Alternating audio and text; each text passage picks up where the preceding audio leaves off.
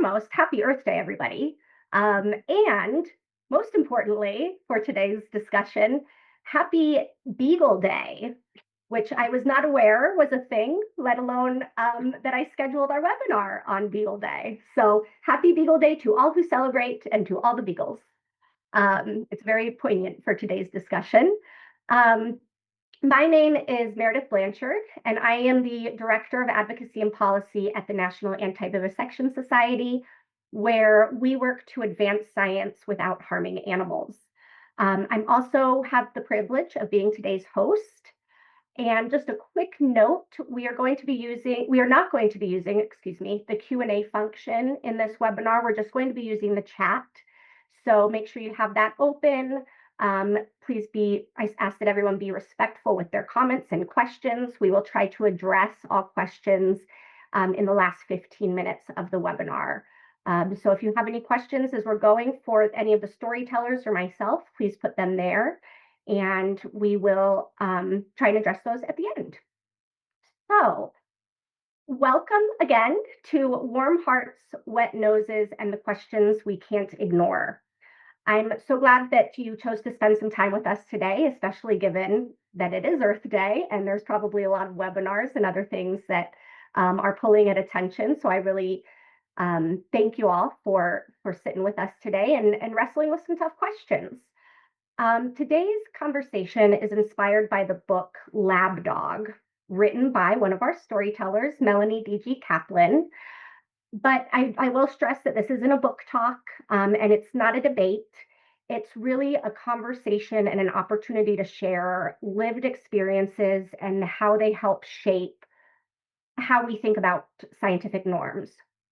So I really want today to be a space where you can sit with questions that many of us have felt about animals, compassion, science, responsibility, kind of tougher questions that we'll try and address today. We'll get to some of them. Most of them don't have right answers, but we just want to talk through them. Because animal research is really one of those issues that people often feel they're supposed to have a fully formed opinion about. And it's also an issue that many people feel is a dichotomy. You know, if you're anti-animal research, you must be anti-science and vice versa.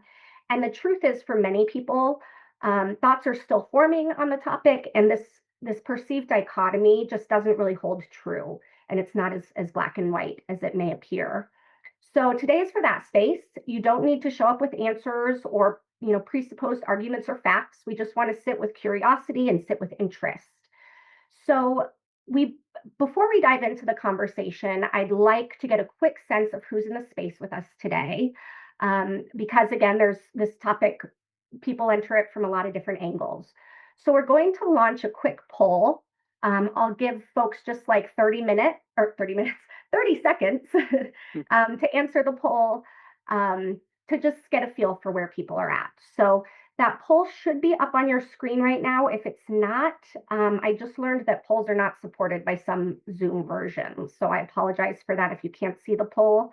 The question is, before today, how often had you thought about the ethics of animal testing? Your options are often, I think about this issue regularly, occasionally, it crosses my mind sometimes, rarely, I've heard about it but haven't thought deeply about it, and then this is really the first time that I'm considering it. So I'll give folks a couple more seconds to answer that poll before we move on.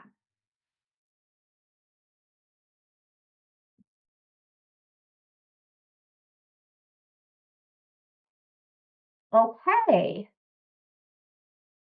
So if we can close that poll. All right, so it looks like we have a lot of folks who have really thought about this often. And maybe you work in this field, maybe you're a scientist that works on animals, maybe you are, an animal activist that is aware of this issue. We also have some folks who it's really more of an occasional thing. And that's a perfect entrance point for this conversation.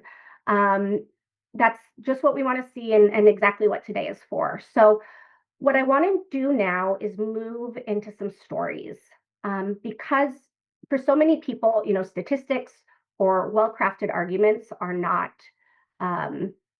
what moves the conversation when we talk about this topic. It's really stories, it's lived experiences, and whether it be yourself or someone else that you're hearing about their lived experience. So let's introduce our storytellers. First, we have Melanie Kaplan. Melanie is a longtime independent journalist whose travel and science writing has appeared in The Atlantic, The Washington Post, The Wall Street Journal, and National Parks Magazine.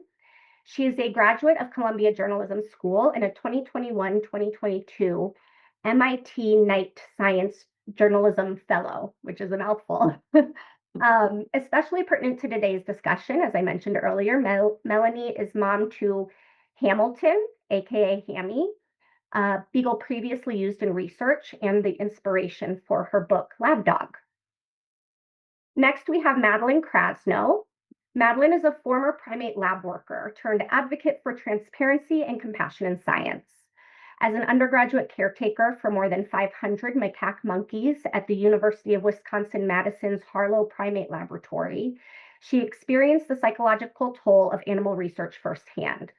The lack of meaningful support for lab workers inspired her to co-found Justify, a community built by and for people navigating the human cost of animal research. Her successful free speech lawsuits featured in the Washington Post sparked national dialogue about the hidden human and animal impacts of experimentation. And lastly, we have Lauren Stein. Lauren is the executive director at the International Foundation for Ethical Research. She is also my colleague at the National Anti-Vivisection Society as the science director. And Lauren is a trained pharmacologist. She spent over a decade in NIH-funded biomedical research before shifting her focus to advancing humane, human-relevant alternatives. She's passionate, about supporting the next generation of scientists pursuing ethical innovation, which is her focus here at NAVS. All right, so we're going to jump in. And Melanie, I want to start with you since you were really the inspiration for me having this conversation. Your book, Lab Dog, was so compelling, so compassionate, and just a really good dive into the world of animal testing, specifically using dogs in testing and research. So it's really what inspired me to have this conversation. And so my question for you is, or my first question for you, I should say, as you uncovered the history of what had potentially happened to Hammy, what he had been through, what the greater world of using dogs in research looks like, as you uncovered that, was there a particular moment or experience that helped shape the way you view the use of animals in research? Thank you, Meredith, and I'm so grateful to be here and that you have pulled this amazing panel together. I think that long before I got Hammy, I read about animal research in Parade magazine when I was a teenager, and that probably was the first time that it really entered my consciousness, because often we don't think about these things. And, I think with Hammy, I adopted him in 2013. And that was after fostering him for a month and really thinking he was just going to be a foster. But when I adopted him, I made that shift and realized that I loved him and I wanted him in my life forever. There was also a realization that this being needed some protection. And I felt that he was due that because the first 4 years of his life he was confined, and I wanted him to experience all the things that made him happy. So I would say that was really the big shift with Hammy. So kind of seeing kind of the contrast between his his behaviors and like what maybe the lack of happiness that he had, and you wanted to give those experiences to him. I did, and then just that my shift in thinking about how he would be in my life and how he would be in the world. I wanted him to get out and be able to sniff new places because I know beagles love that. And at that point, I was still pretty unaware of what happened in labs. I just knew that he came from a lab. And the more I learned about what his experience could have been there, even in the best case scenario, he was still just in one place. And so, he coming out of there, he hadn't been exposed to a lot of sights and sounds and things that scared him. So coming out of the lab, he really took a while to adjust, and I wanted to be the one responsible for helping him with that transition. Yeah, he's a special guy, Hammy. I wish I had gotten to meet him. Um, all right, so Madeline, let's next questions for you. And your experience comes from inside a primate research lab, so it's a very different perspective. Can you share a moment that stands out to you while you were doing that work that impacted how you viewed the use of animals, or particularly the use of monkeys in science?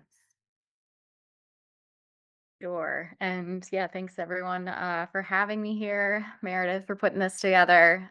So yeah, I mean, there's a lot of moments. I think as someone who went into a primate lab thinking that, it was a step in my career of kind of pursuing a dream job of working in primate conservation. Mhm. I was young, wide-eyed, and optimistic, and really just didn't have any clue what I was going to be seeing and hearing and smelling and a part of every day. But I think, one of the experiences that really got to me was kind of this realization that there were a lot of times that I could not act in ways that I would have if I felt sort of empowered to. And what I mean by that is like, if there was a monkey who was disabled and they hadn't quite figured out what was going on with this individual. They were around a year old or so, so like a younger macaque. And this little guy, he was so kind of full of life, like you could see the spirit, like these big bright eyes. But what was going on is like his arms and his legs, it was like somehow he wasn't able to control them. And so he wasn't able to feed himself. And so for like a week or so at a time, we were tasked with sort of like monitoring his eating and also helping him eat. So I was literally like placing Cheerios in his mouth. Mhm. And he was so sweet and looked so like grateful. And I gave him the name Cheerio. And unfortunately, it was decided that, for whatever reason, he wasn't going to be of use anymore. And we were asked, like, as student caretakers, asked to help a veterinarian euthanize him. And when I look back on that, I'm standing there in a face shield and all of this garb, and I'm holding his hand, like watching the light fade from his eyes. And it's it's like I feel guilt that I couldn't do more. I feel like I betrayed him. I wish that, like, he could have had the option to go to sanctuary, but Mhm. these were all things that, like, I was so afraid to voice that I'm like 20 years old at this point. And so it was instances like this where, you know, outside of a laboratory, you're seeing the suffering and you're trying to do everything you can to sort of mitigate it and figure out, like, is there a life still that this animal can live? Mhm. And everything was telling me that, he was still there and he was still like, you know, ready for that and could have thrived in sanctuary with the right sort of setup. Yeah, And you it's a very visceral experience.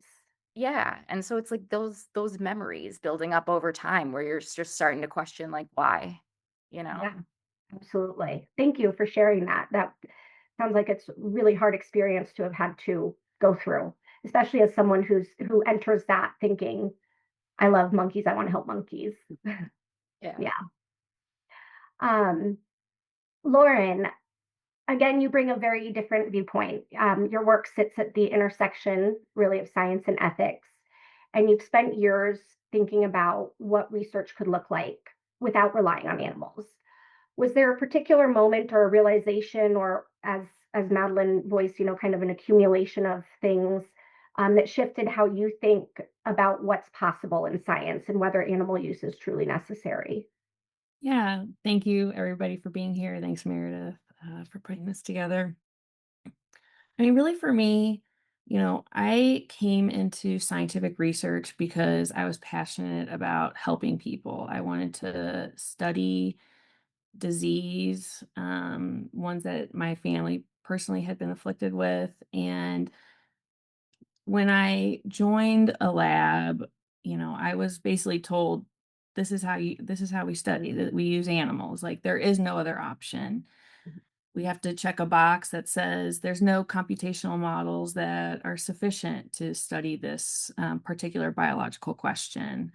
And I said, okay, yeah, um, that's what they say. That's what the research says. And if that's what the gold standard is, then I'll go along with it. And so I continued, to practice science in that way. I did mostly rodent research in a lot of different disease states. And all along my path of undergraduate, graduate, into postdoc, it was the same discussions that, the best way to interrogate these complex systems was to use a whole organism. And for us, rodents, was the gold standard. And then it was really right around before COVID. And I know like these bioinformatic tools and these emerging technologies have existed for a long time. But it really felt that during that time, biotech was becoming more accessible to a lot more people. And I was seeing, oh, if I want to understand, how human cancer, the genes involved in human cancer, I don't need to test that on an animal. I can take cells from a patient and study the entire genome and really gain really good insights. And so I guess it was really like that culmination of being told something is the gold standard, and the technology in a lot of ways did support, using animals because it just wasn't at the right place. And so I'd say really in the past 2 years, um, it's so exciting to see because there's just this massive convergence of regulatory buy-in, excitement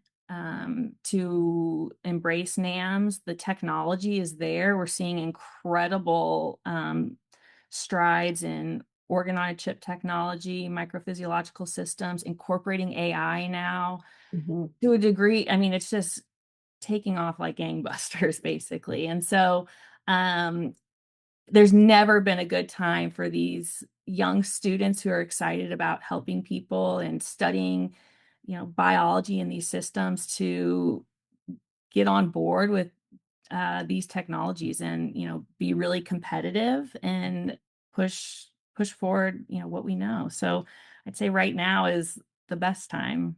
Yeah.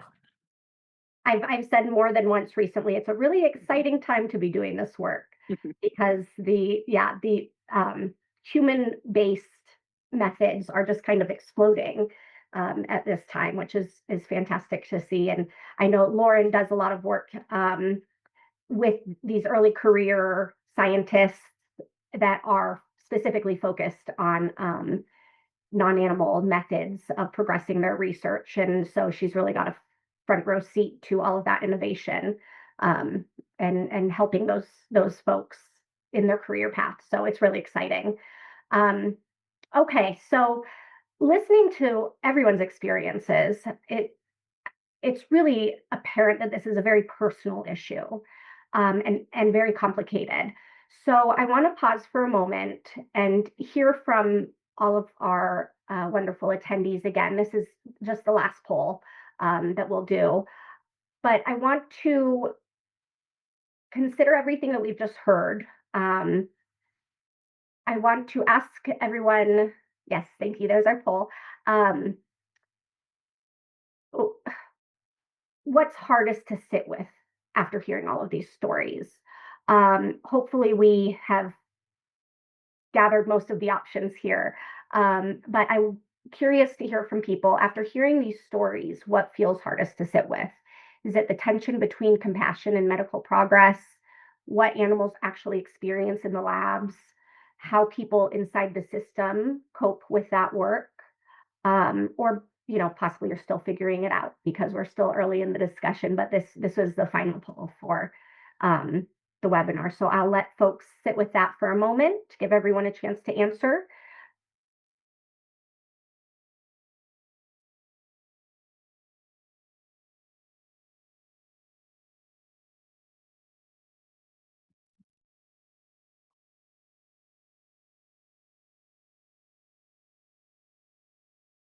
Okay, let's go ahead and close the poll and see what we got. Okay, so a good mix here. It looks like people are struggling with the tension between compassion and medical progress. A lot of people are having a hard time taking in kind of what animals actually experience in labs. And some people still figuring it out. So let's continue the conversation. I think, Melanie, I'm going to go back to you. So while researching and writing Lab Dog, you found yourself talking with a variety of people who occupy various positions in the realm of scientific research. um, People who are working on these alternatives that we've kind of alluded to, as well as viewpoints of people who are steadfast in their dedication to animal research and that it is necessary and will continue to be necessary for scientific progress. So while having these conversations with all of these individuals and all the experiences, what ethical question felt the hardest for you to resolve as you were talking to people with all these varying viewpoints? Boy. um, I think that I was always thinking about how we've benefited from animal research, and I was always thinking about the lives of the animals Mhm. because Hammy was there to remind me every moment. And intellectually, I could say, I've benefited from medical devices and drugs and advancements. And the emotional side of me, and as well as you know the rational side was like, well, I have this dog here and I love him, and I didn't want to imagine a world where animal research ever happened to Hammy or anybody else. And so, I thought about that every day when I was working on the book for years, and I still think about it because we are still in this place where a lot of people say that in order to have medical progress, we need to be doing these experiments on animals. Mhm. And, when I hear things like that we still need them, that we have organ chips, but we don't have a whole body chip. I mean, I hear that as a call to innovators to do better. And, it's just a reminder that we need more money moving toward these non-animal methods. But, I would say thinking about where we've gotten in research and where we might go and the role that animals play, knowing that these animals are all sentient and have likes and dislikes and fears just like we do, personalities. I think that is still incredibly vexing for me. Okay. So kind of a little bit of that like harm benefit analysis. Yes, which, to my understanding, we are not, as a country, we are not really considering that. I think it's really hard to even know what the benefits are because this progress can take so long, and we can't measure, what one study means in terms of progress, versus the harm it causes to an individual animal. Yeah, that's a really good point. There is a lot of unknowns when we try to talk about this issue when we try to measure this issue. So yeah, that's something that we struggle with on the daily, really, trying to find this information. So digging a little deeper into this kind of ethical tension, Madeline, I have a question for you about your unique position of having worked in a lab. What do people outside of our world of, we kind of fall into the animal advocates um, who focus a lot on this issue. But what do you think that people outside of the lab and of this world misunderstand the most about what happens inside? I think there's a few things, but I think the the biggest thing that stands out to me is sort of the fact that a lot of people who are in the industry are have gone into the industry with good intentions, just as Lauren told us and I have shared, and become extremely impacted by this work psychologically. I know you were just kind of talking about comparing the cost and benefit, like a cost benefit analyses, but one of the things that has not historically been included in this cost benefit analyses is the psychological impact on lab workers who are tasked with doing things that frankly are extremely difficult, especially when you care about animals, which I think most do. I think it's more unusual that there are individuals who just don't care. And so when you end up sort of in a position where you are being asked to do things that may violate your values, like ending an animal's life when you don't believe that that life should be ended, or making an animal sick because there may be a benefit at some point to Mhm. human health, we're as lab workers kind of carrying a lot of that. Like that day to day is on us. And as someone who worked on the care side of things, I wasn't involved in the research. But even as a caregiver, I felt, as I kind of stated before, that I was still betraying animals, even when I was trying to take care of them and trying to sort of make their lives less bad. I mean, I think the best way to sort of describe it is that one of the hardest things to accept was that caring deeply about these animals didn't prevent harm, and it also made it harder to leave because you cared about them and you felt like, well, if I leave, who else is, who's next to take care of them? Are they going to care as much? And so, you know, I'm not saying that everyone is an angel, but I think that there's a general kind of tendency to lean towards demonizing the individuals in this industry instead of seeing the humanity in them, and also encouraging it and welcoming it and having compassion for them, Mhm. because I don't think most people want to be in a job where feel like they're violating their values all the time. Yeah, yeah. And that actually, I did want to talk to you as well about a term that your organization recently made me aware of. So, following Justify, I became aware of the term moral injury. Can Yeah. you expand on what that is? Shine a light on what that means. It's a term I had never heard before, but that I think is very poignant for this discussion. Yeah. So moral injury felt like this like aha moment when I first learned about it. And it was actually because of Dr. Jamie McNally, who is a therapist and researcher and literally specializes in moral injury related to animal care professions.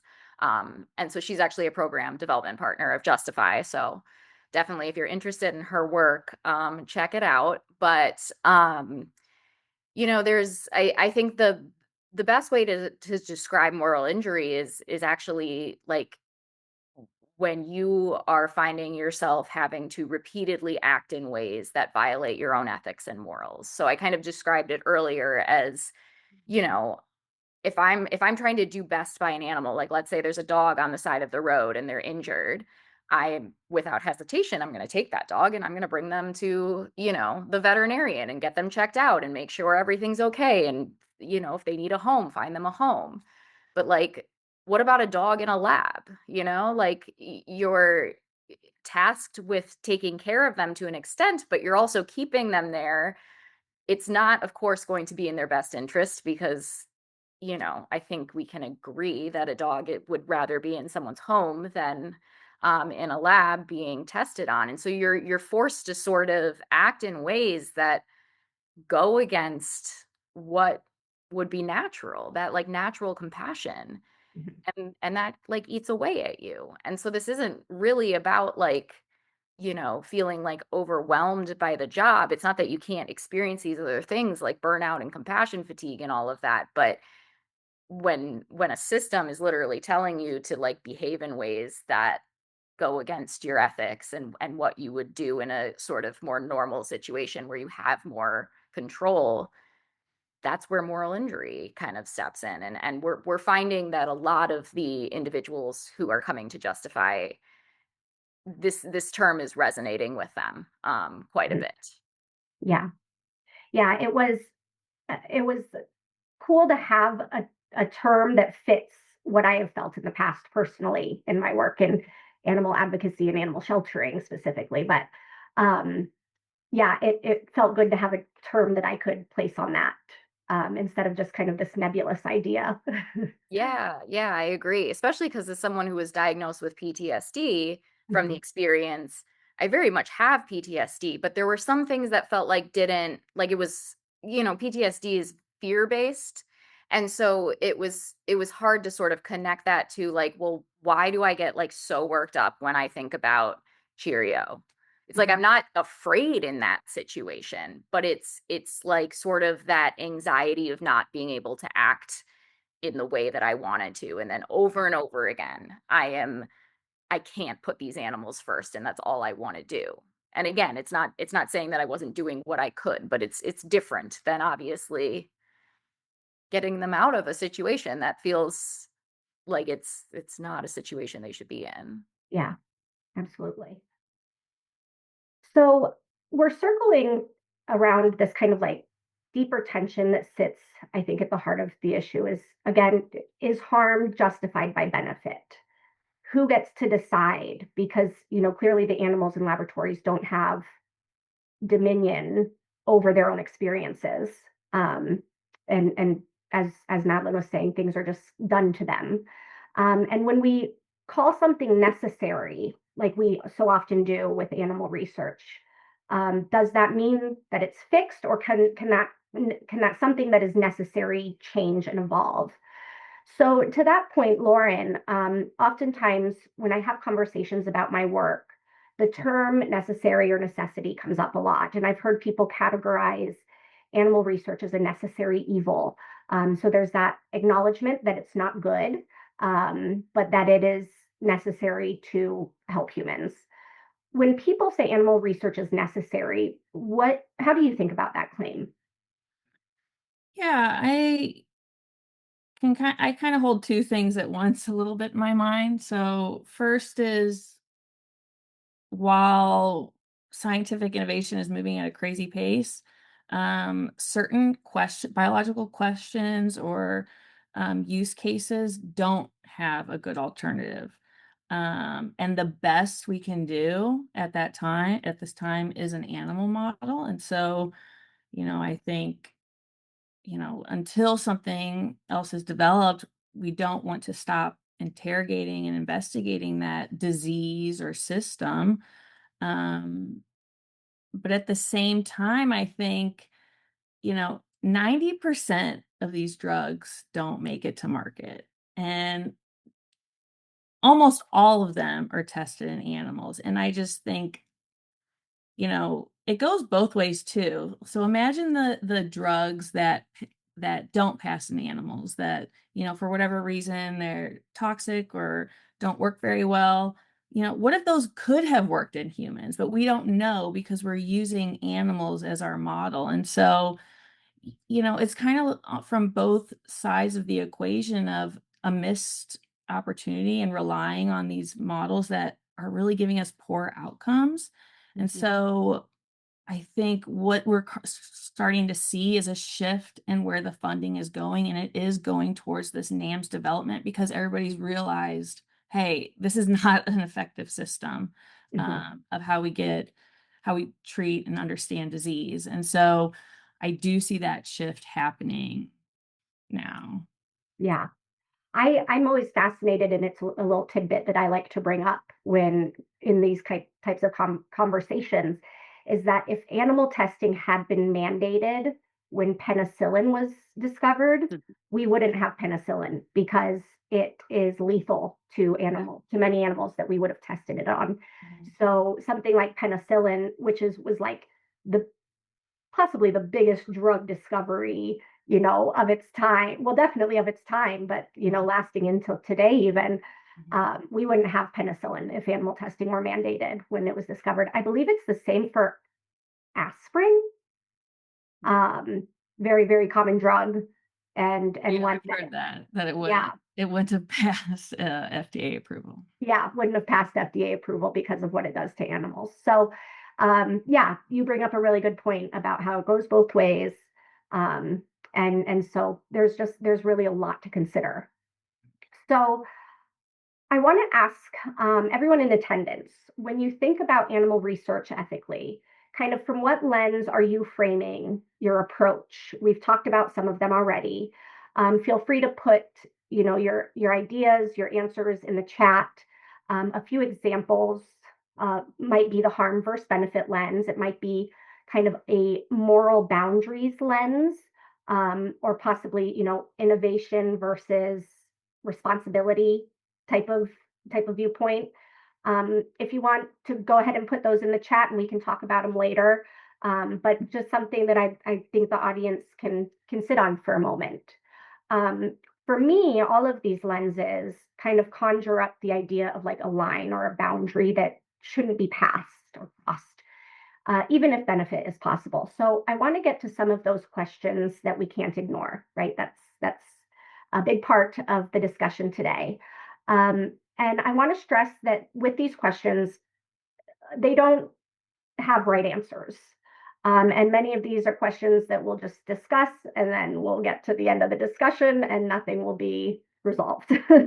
But they're questions that I believe are important to be asking. So I would like to hear from our storytellers based on their experiences. And again, I'll start with you, Melanie. In my work, oftentimes, not often, sometimes I refer to dogs and cats as kind of like the low-hanging fruit, right? And by that I mean that it's easier to get people on board with their protection compared to other animals that we use, such as pigs and rabbits. And so maybe it's like, okay, well, let's take care of the dogs and cats and get that off the board, and then we can focus on these other species that are being used. So for you, the question that we can't ignore is, if we would never accept a treatment for a dog that we love, why do we accept it for other species, including species that are possibly even more intelligent and emotionally intelligent than dogs, such as pigs? Softball, right? It's a softball question. And when you say we would never accept a treatment, you mean treatment's not the right word. If we wouldn't do something to the dog that we have at the foot of our bed, okay, what is kind of that? Why would we do it to a pig or a monkey, who maybe we just don't have that personal attachment to? Right. Yeah, this requires, you know, understanding the relationship, the bond we have with the ones at the foot of our beds, and knowing that all these other species can experience the same thing. Obviously, we don't have, a bison at the end of our beds, but like they are covered under the Animal Welfare Act, and there are experiments and studies done on bison and so many other animals. So, I do think of a dog as kind of a gateway animal, and because I had shared my life with Hammy, he was the one that inspired the book. But we have to remember, like, NIH has not funded biomedical research on chimps since 2015. And so that is now a species that we don't use for studies in this country. And so I think that if we start learning and making more of this information accessible to people so they can make their own decisions about what feels okay. I mean, people that have had rats in their homes as pet rats, people who have come to love chickens, they would probably say the exact same thing about those species too. I think that talking about dogs is something that we all understand, and cats, and sometimes ferrets and bunnies. But like I said before, all these animals are feeling the same thing, and they're just only so good as models for humans. And we've been using them for centuries now, and we know a lot more than we did then. And I think we know too much to continue doing things that the way we've been doing them. Yeah, that's I like how you put that at the end. It's um it would be kind of ignorant to say, well, animals haven't gotten us anywhere. We shouldn't be using them, period. I absolutely, well, I agree that we shouldn't be using them today, but I also agree that they have provided a lot of medical solutions and outcomes for us. I also struggle with the fact that so many um, diseases or ailments, seizures, stroke, mental health issues. We've studied for decades. We've poured billions of dollars into it and have nothing to show for it, really. Um, so it's kind of like, why are we still spinning this wheel if it clearly hasn't gotten us anywhere? And like you said, today we just kind of know better. We know more about the experiences of animals. We know more about how they are failing us. And yet we continue to pour resources into that sort of research in the hopes that one day it suddenly something will change, and we'll get the result we want. And Yeah. and as a society, to say quickly, we can decide if we want to be that society that keeps Mhm. pouring all of this in at this huge, huge cost, not only the dollars, but the animal lives that, Mhm. these are not necessarily leading to drug development. And imagine if we put these billions of dollars into the non-animal methods and incentivizing those and developing those. So, as a society, we do have a say in this. And, I think that's why it's just extremely important for people to understand this and know where the tax dollars are going Mhm. and know that we have a voice. Yeah. And Madeline, did you have something to add there? Yeah, just I mean, building on that, I just think it's also important, like not just in non-animal methods, but we need to think about like as a society what we are funding and what we are not funding. And if we care about mental health, for example, why are we not making it so more people can afford therapy and the medications that already exist? Mhm. So many people don't have health care, like health insurance in the United States because of how expensive it is. Like why are we still doing like using all of these funds on animal research when people don't have access to, or can't like meet their basic needs? Yeah. Yeah. Good point. Um, Madeline, we'll jump to you for this next uncomfortable question we can ignore. So you have experienced a role within the system that gives you a lot more permission to question that system. Um, so a question for you that we can't ignore is, do good intentions justify the means? So you're asking, like, does having good intentions, like to, progress human health, for example, justify what we're doing to the animals, more or less? Yeah, you said yourself, the folks working in these labs, whether they're caring for the animals or they're the actual researchers, you do believe, and I would agree with you that they do care about animals, and they would walk out of the laboratory and call themselves, animal lovers. Um, Meanwhile, doing things that most of us would disagree with to the animals in the laboratories.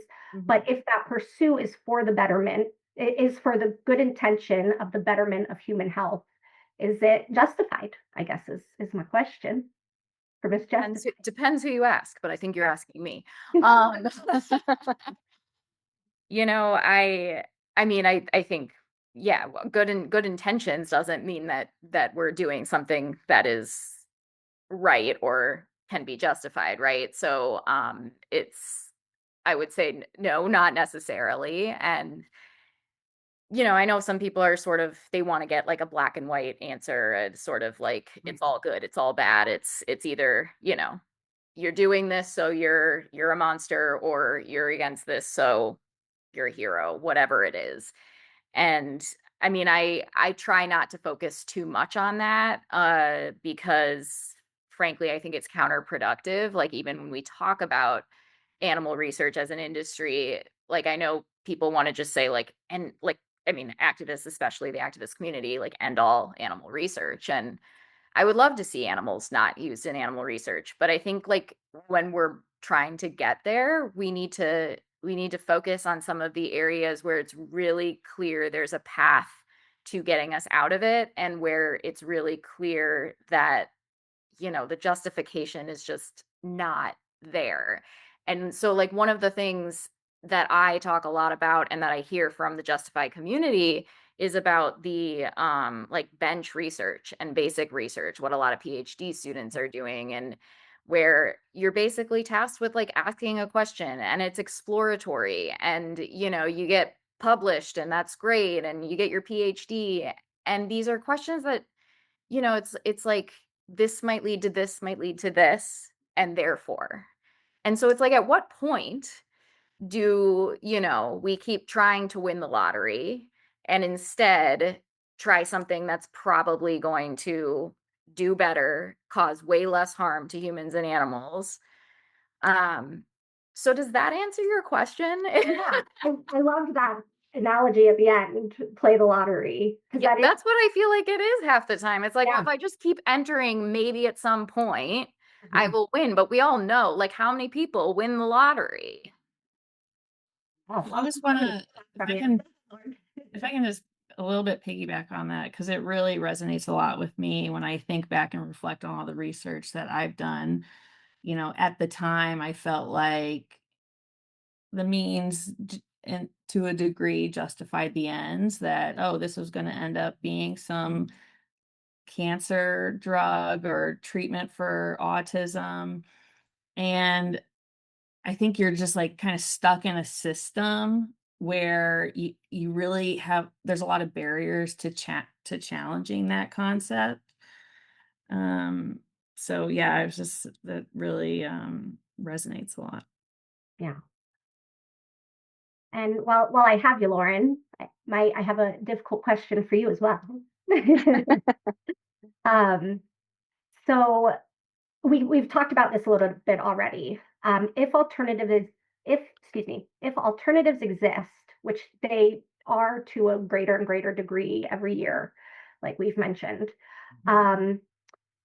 what is the responsibility that we have, well, that scientists have to use them? Because right now, a lot of the regulatory framework, recommends, we recommend that, or we will allow you to use these non-animal methods. We recommend that you use these non-animal methods.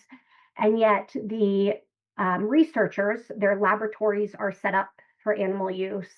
They are trained in animal use. They're incoming all staff. They're paying their staff to care for the animals and feed the animals, and they pay for veterinary staff. Like, that is how the system's set up. Mhm. So these recommendations, while meaningful, are, I feel like what I'm witnessing kind of falling on deaf ears, because the system is just not set up for that. So what is the responsibility um, of scientists to use these humane methods when they are available? I think every scientist has 100% responsibility to investigate and in good faith and really look at these methods as what alternatives could exist to replace their existing models. there's, when you apply for a grant, there's a section in there where you say, your justification for the use of animals. And a lot of times this is the same language that gets passed around from lab to lab to lab, and they all submit kind of the same thing. And it's, again, just checking a box. And I think for a long time you could get away with that, because more cases than not, there wasn't a replacement. Now that is definitely not the case. I mean, we are seeing papers are coming out continuously, making huge breakthroughs using these new technologies. And so I would challenge every investigator to really take time to investigate that, and then to seek out collaboration, like active collaboration with other labs that are doing it. It's hard to all your livelihood and everything you've trained to do, and your expertise, for 20, 30 years is using animals, to then shift and say, okay, I'm not going to do that anymore. I'm going to do NAMS. It's just, you know, it's very challenging to do, to then switch and gain expertise in that space. And so I think how it happens is to really actively engage in collaborations, for sure. So Yeah. really looking into the literature, talking with people at conferences, do alternatives actually exist, and then seeking out active collaborations. And I think the current system, and I think how they're going to start doing grant reviews, it's going to encourage that behavior, that if you want your grant to be competitive, you need to have somebody on there that is doing NAMS research.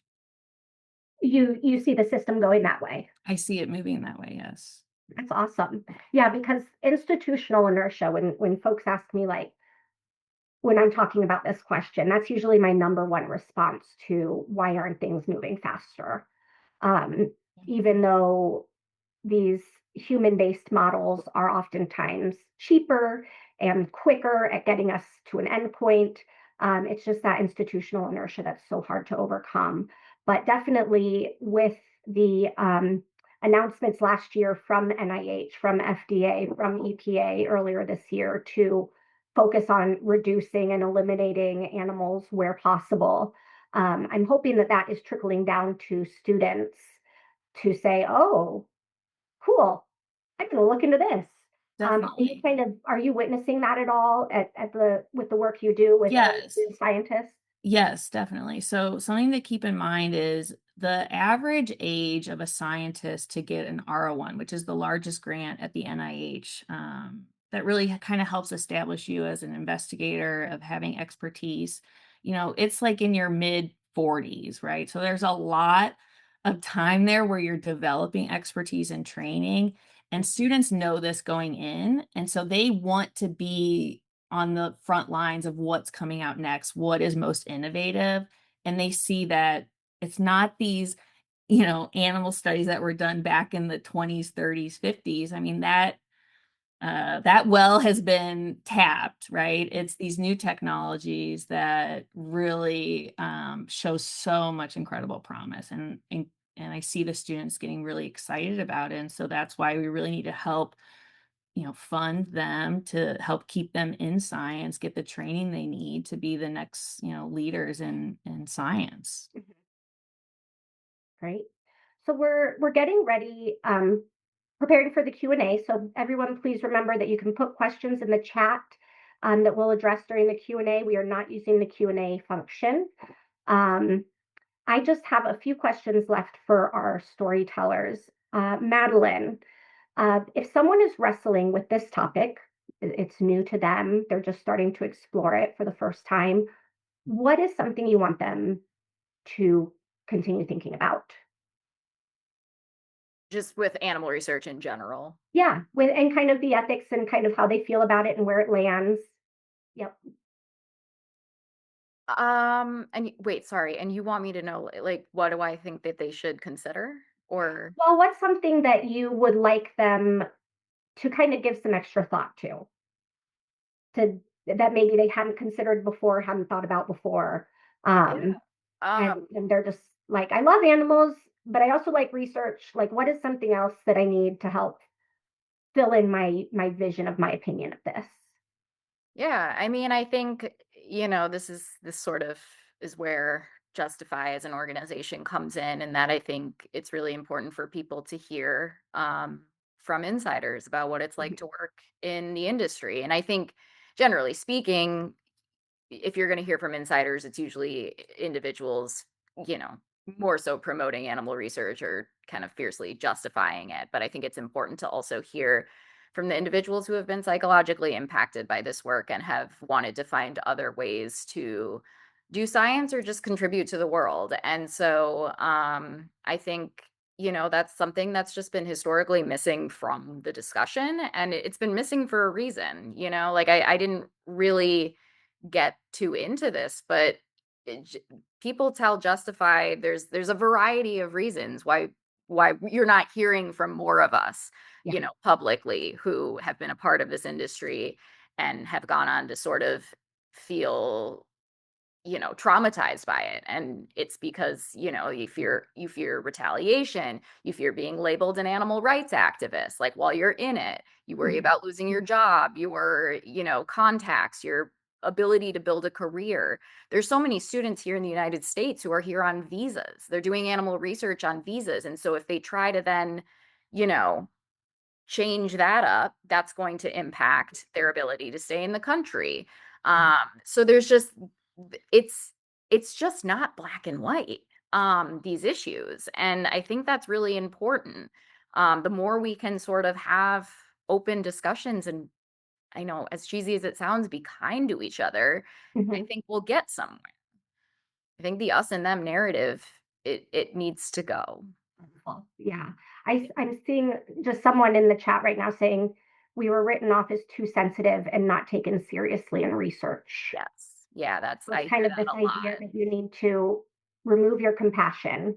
Yeah, like the issue is that you're just clearly not like you're not equipped for this. Like you care a little too much. I mean, that's the thing. Like I'm hired as a caretaker. My job is to literally care for these animals, but I also knew that if I like kind of cared too much, and I wasn't, I didn't consider myself an animal activist. I like had none of that was even on my brain when I was working in the primate lab. And yet I still knew that I had to sort of be careful about how much concern I brought up or yeah, what we talked about even amongst colleagues. Yeah. Yeah, well, that's why I targeted the question to you, because I know, as myself being the same, I definitely have the us versus them mentality um, for a long time, and I just believed that these people didn't care at all, Yeah. and so it's a really important perspective to have out there as another reason that we need to move beyond this, because it is harming. It's harming the lab workers, it's harming the animals, and it's harming the people who are waiting for cures, for solutions, for therapies that animals are just not providing. Yeah. So, And a lot of the young people, they want to do science, but this isn't the science they want to do. And yet, they have all these PIs that are basically like, this is it. This is what your options are. So many students, like I've talked to, have said that they're not even being told about the non-animal methods that are happening at their universities. Like they have to like actively be looking for this instead of being told that this is also happening. and then Melanie, we started with you. We're going to end the questions with you as well. As you researched Cammie's past and learned about how the scientific world functions, was there anything in particular that really gives you hope in this space? A lot gives me hope. I'm really optimistic, even just hearing from Lauren about what's happening, in terms of the NAMS going gangbusters, and that just reinforces what, I feel like I've learned and keep learning. So, I'm excited about that. I'm excited to have my book out there and hopefully, inspire more talks like this because, like Madeline said, I think it's so important for us to be kind and have these conversations and have these dialogues and just keep talking about it. And if there's one message I'll get across, it's that like none of this is easy. I don't feel clear on my thoughts on this some days. And I just really think we need to keep talking. I think my biggest fear is that some journalist or historian will look back 100 years from now, and like we're looking back to the anti-vivisectionists of the 1800s and say, oh, they really tried, but nothing changed, or they tried to get these bills passed, but so many of them failed. Mhm. And I think it's just, it's important that we learn these things and see them and then don't just turn away as some people do, eating a hamburger. They don't want to know where it came from.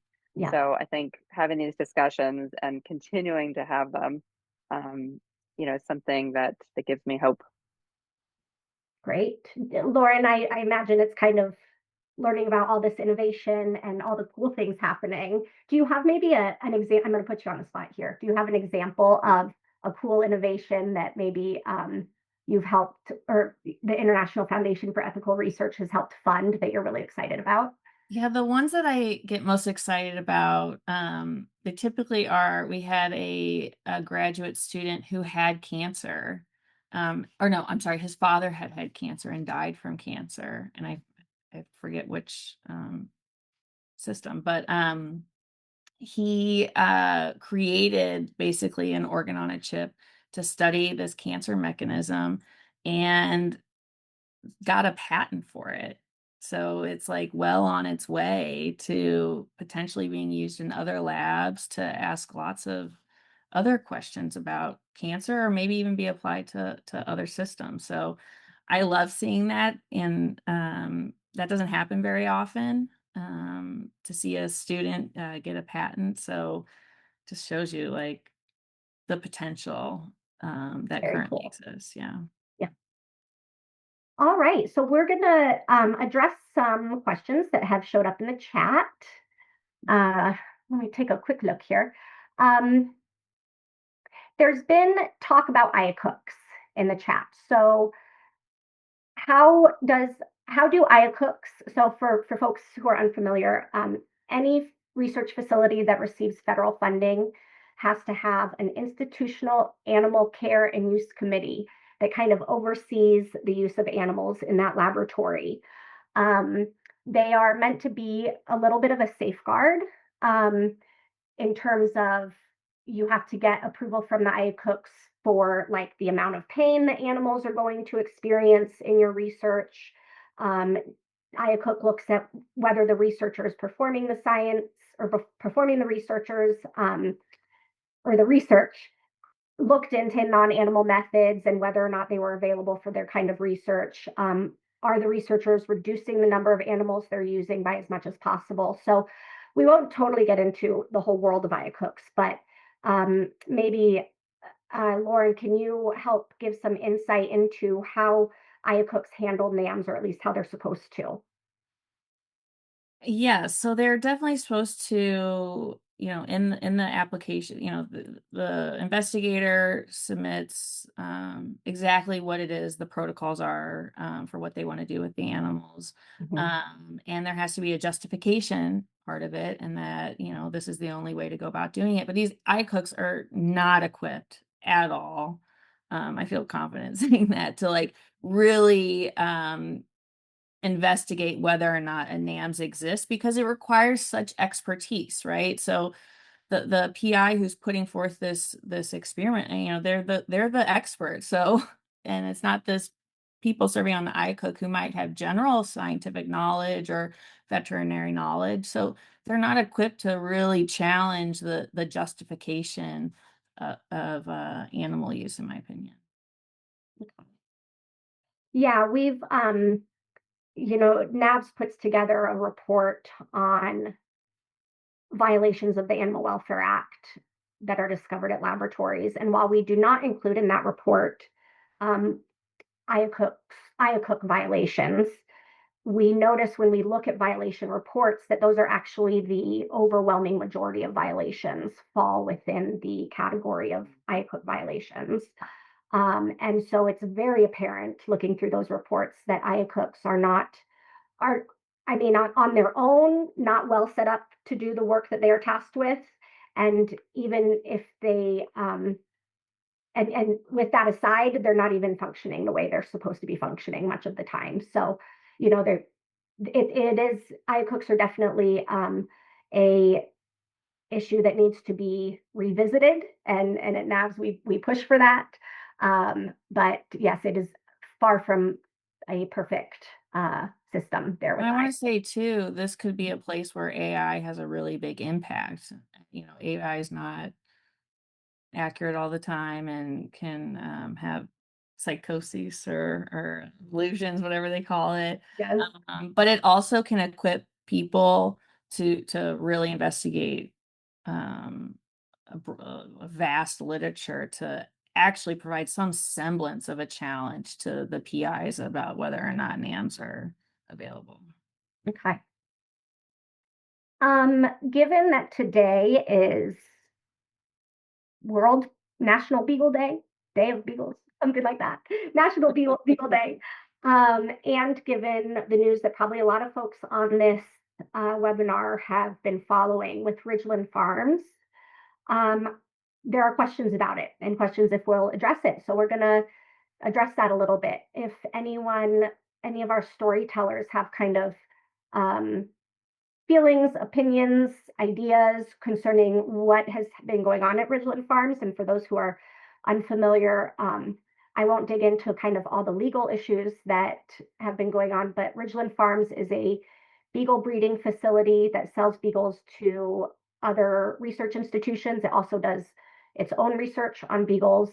The last weekend and a few weekends ago, there have been what's quoted as open rescue, where activists have gone in and tried to rescue the beagles from the facility because of the numerous violations of the Animal Welfare Act that the facility has incurred. Again, I don't want to get into all the legal stuff, but are there ideas about, or I guess let's talk about that from kind of an ethical perspective. It's obviously a very visceral issue for a lot of people. Does anyone have thoughts, want to wade into those waters about what's going on at Ridgeland? Any takers? I would say, from a NAVS perspective and from my perspective, I absolutely feel for the, what those rescuers are trying to achieve. There are lots of different ways to tackle this issue, and rescue is, one option that they're taking. I wasn't aware in Wisconsin that there actually is a law that allows rescue of like animals in distress, basically. And that is what the activists are kind of leaning on for their justification for going into this facility and rescue the dogs. It's, I think that there's lots of different angles to attack this, and this is one of them. You may or may not agree with it, whether it's legal or not legal, or what have you. But I think it just further reveals the complexity of this issue, and the fact that, and how visceral it is, and how much people are paying attention to it, which is great. It is calling a lot of attention to the issue of animals used in research, specifically dogs used in research. And I appreciate that. I will take that attention wherever we can get it. And then I know that there's some even in the animal rescue world who are saying this is not the best action for us, because there are sanctuaries that take in rescued animals from laboratories, and they're saying, we have really delicate relationships with these facilities. They allow us to go in and take the animals, and we thank them for that. And an action like this could damage that relationship and make it harder for us to rescue animals from laboratories. So again, it's one of those topics that I don't have a right answer for. And I appreciate it coming up in this conversation. And it's a difficult one to wrestle with. I don't know if anyone wants to add on to that, or we can move on to the next one. Well, I will just say that the Animal Welfare Act regulations provide minimal standards for the care of animals in labs and in breeding facilities. And I reported heavily on the Envigo breeding facility in Virginia, which closed 4 years ago. And there, the animals in distress were taken out, first 400 some, and then 4,000 were transferred out after the facility closed. And I mean, that seems like a sensible thing to have happened to these animals that are in distress. Mhm. And in Ridgeland, they will surrender their breeding license. They won't be able to sell to labs anymore in July. But in the meantime, we've got animals that, from my understanding, are still in distress. So Mhm. I'm thankful that again this is in the headlines and people are reading about it and they understand that, oh, dog research didn't actually end when Envigo closed, because I run into people who think that. Um, and you know, like you said, there's a lot of debate about the way to do it and what's happening with the open rescue and the legal team. But I will definitely be following, you know, what happens next there. I'm sure the story is not over yet. Yes, absolutely. All right, let's take a look at some of these other questions. How do we mandate transparency? That's a great question. Something that we've been fighting for years. Um, I think I would like to give some of our storytellers an opportunity to, wade into that if you'd like, or I'm happy to talk to that point. Lauren, go ahead. Well, I would just say, a lot of times they say, it's such an administrative burden to increase transparency on some of these things. And it's very important for us to continue to point to the other, like the EU is leading us in transparency. And like Mhm. clearly, they have a functioning, robust research program with enhanced transparency. And so I think spotlighting that use cases where it's not hindering the outcome, but only helping um, the general public's trust in science and just have a better understanding of what's going on in the lab. So I think Yeah. always pointing to successful use cases can be influential. Yeah, I mean, the fact that they do it in Europe is it just makes that it's too burdensome. That's just a moot point. You just don't want to do it for any reason. Um, so as I'm looking through, or I'm sorry, did anyone else have anything they wanted to share about transparency? There is a federal bill right now. I might dice up the name, but the Federal Animal Research Accountability Act, perhaps, that is trying to get that we're trying to get passed through Congress that would count all animals used in science. NAVS supports that legislation. I'm happy to discuss that further with folks who are interested. If we can't get to your question today, because we're just a few more minutes, we will be reaching out to folks to follow up after this as well. So let's see if we can do one more question. This one, I think, is for Melanie. How do dogs rescued from labs do when offered a loving home? We'll end on a high note, happy note. That is happy. It took Hammy quite a while to adjust. Like he said, he was scared of a lot of things when I first brought him home. And I would say within the first year, there were a lot of trembles and shakes. And for his whole life, there were still some things that set him off, some sounds and some new places, recycling bin that was out of place. But he really did become a lot more confident. And I think that has a lot to do with our bond and his trust and just making sure that he was in a comfortable place and that his needs were being taken care of. Great. Well, even though it's a minute or two short, that'll be the end of the conversation for today. I hope that it gave everyone something to think about.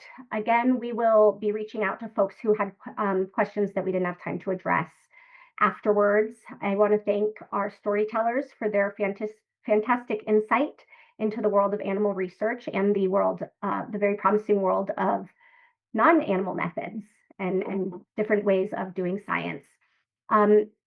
Just a quick note that when you close the webinar today, there will be a quick, like 1 minute poll that I ask our participants to do so that we can improve future events and hear from you on what you think, what you enjoyed about this particular webinar, and we hope to see all of you again in the future with future events. Thanks, everybody. Thank you.